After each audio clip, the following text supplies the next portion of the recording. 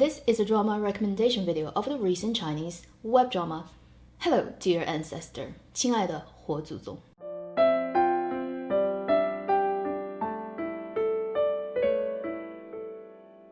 Hi, you're watching AvenueX, where a junkie and good storytelling shares her thoughts, knowledge, and occasional weird ideas on stories and how they're told.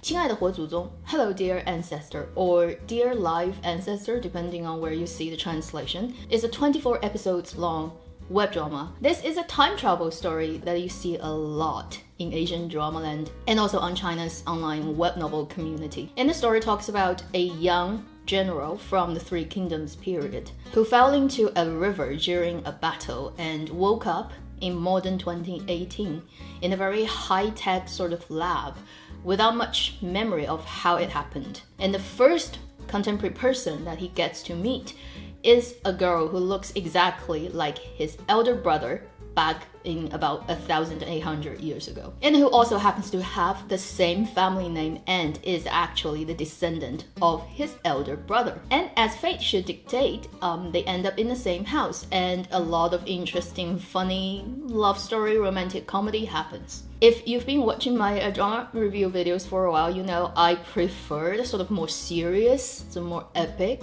and in my opinion better produced dramas. But occasionally something like this comes along and I actually happen to enjoy it a lot. And this is one of those dramas. My instinct is to compare it to last year's The Eternal Love, 双世宠妃, that came out during summer. I would call those two dramas very similar in terms of how I react to them, what kind of nature these two dramas are, and why I think they are quite lovely and captivating, even though they are filled with tropes and they're both relatively sort of low budget production, but somehow it captures your heart and imagination. I didn't actually seek out this drama, although I've heard about it. I just accidentally stumbled upon it. And what do you know? Like, I just binge watched the whole thing. And after the first episode or so, when I got used to the whole really simple and sometimes too trope heavy and too familiar story setup, I actually enjoyed the story a lot. I think production-wise, it's probably more expensive than Eternal Love, just judging from the sets and everything.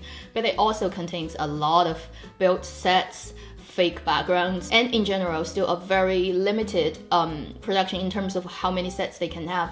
But because this story happens in contemporary time, it's naturally easier to find sets for these dramas. You can just go on the streets of any city to film it. So I think production value wise, it had a higher production value than The Eternal Love that came out last year. But in terms of the story, it's actually very similar. It's a time traveling character falling in love with a character from a different time. In last year's drama, we had a female lead traveling sort of back in time, although it's not really China.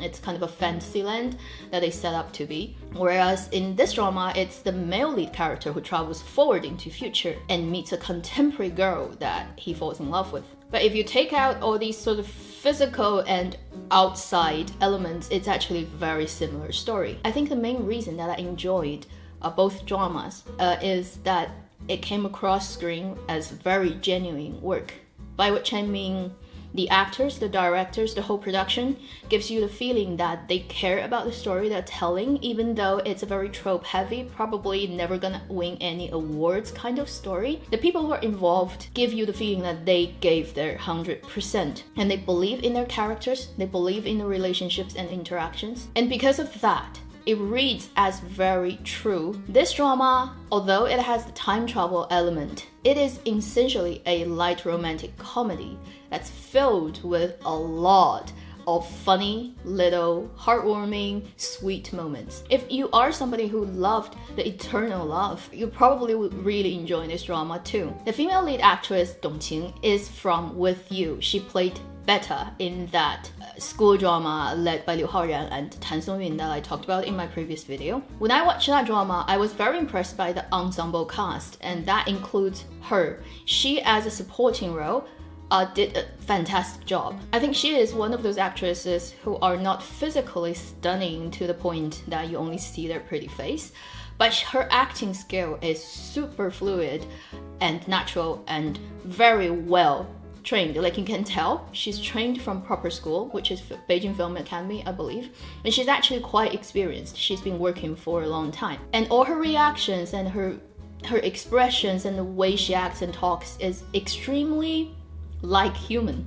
By which I mean it looks like contemporary real people and how they would really react to the situations she's given. Because of her very genuine and natural style of acting, you immediately actually believe she is a character as the story suggests. And our male lead character, the general, played by Chen Zheyuan, he's a much younger actor, and when you look at him, he really does look like a very young teenager. And he fits into this role really well, although he's not that very good at martial arts, so whenever there's action sequences, you can tell there's a body double, and he can't really fight, I guess, as sufficiently as I'd hope he could. But apart from that, I think his acting holds up very well. He's less experienced, definitely not as at ease at acting as the female lead actress. But when he's acting opposite this much more experienced and actually really good actress, he doesn't drop the ball at all. You actually believe he could be a very young, inexperienced general from the past who is now in the contemporary time. And this chemistry between them, this gradually growing love relationship, reads very real and cute and sweet. It doesn't feel like it's being forced. It doesn't feel like because the script says so, they fall in love. You actually believe these two people, if they really existed, could fall in love. I think that is probably largely due to the director's ability to control the storytelling. For the past year, when I started to do these reviews, I gradually realized previously I gave too little credit to drama directors. Because when you see a lot of young actors can act brilliantly in one drama but can fail disastrously in another, it probably is not due to their own abilities. They probably can do good work at all times. It's just depending on who is directing them, what the on-set atmosphere is like, the power play really in the production that is outside the camera. If you happen to have a really bad director who is not really good at understanding how human relationship or interaction or what is genuine, or what reads as genuine when it comes across the screen, what doesn't. Even if you have really talented actors, it probably wouldn't produce very desirable results. And I think for this drama, it must be their luck that they got a director who really knows how to tell a romantic comedy story that makes you laugh, makes you cry, makes you believe in the story setup, even though it's not really that realistic. There are a couple of more things that are cute. One is it has a couple of songs that I really like. Also, there are two cats in this drama, and they do a lot of cutaways to those cats, the cat's reaction to what is happening with the main characters. Obviously, those are not really the cat's reaction, it's edited together, but because of the cuteness of those two cats, and because I have a complete soft spot, like when it comes to cats, I am powerless. I love cats. It just made this drama that much better for me. And at all time, I'm waiting for those cats cutaway shots, the cat's reaction. There's only one problem that I noticed that's a little bit jarring for me is the color grading of this drama. Within one scene, between different camera angles, when it starts to cut, you'd notice certain camera angles has a completely different color grading than others. And when it jumps back and forward, it's super obvious. Even if you're not an editor, you will be able to tell if you have eyes, really. And because of that jarring feeling, I was like, what happened? Because usually for a professional production, even though you are like cheap, even if you really do have a problem with different cameras that they don't look consistent for some reason, it's so easy to fix in post production. You can just color grade them into the same look. I mean, I can do it off my home computer, so I don't understand why that is happening with this drama. You will see a lot of those different color grading between different shots. That might just bother you if you're super sensitive with these things. But apart from that, I really don't have anything bad to say about this drama. The drama has already aired 12 episodes, and it's going to be another 2 weeks before it airs the next 12 episodes.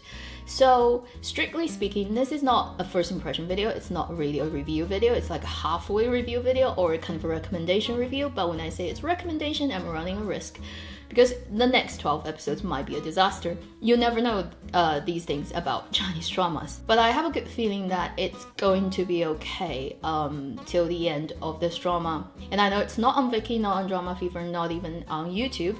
I don't know who is going to pick it up. And within China, because of its Really silly title, 亲爱的火祖宗.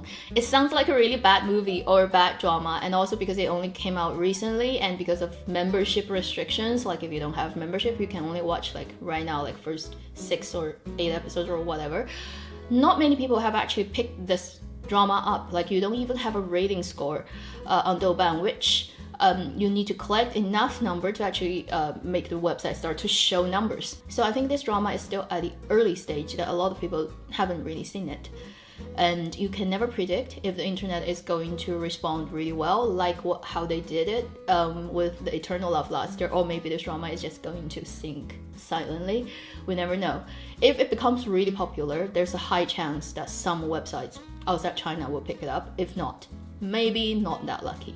But I highly recommend, if you like romantic comedy and you're looking for something similar to Eternal Love that you can laugh at and you can relax and you can dive into this unrealistic romantic story and come out feeling you're a little bit happier, then definitely keep this 亲爱的火祖宗, Hello Dear Ancestor, on your watch list. This is definitely one of those dramas that I would consider as a quotation mark black horse in Chinese terms, that you didn't expect, and you think initially it's something that is just crap, but then you realize, oh, it's actually quite fun. Thank you for watching AvenueX. I'll see you in my next video. Meanwhile, live long and happy drama watching.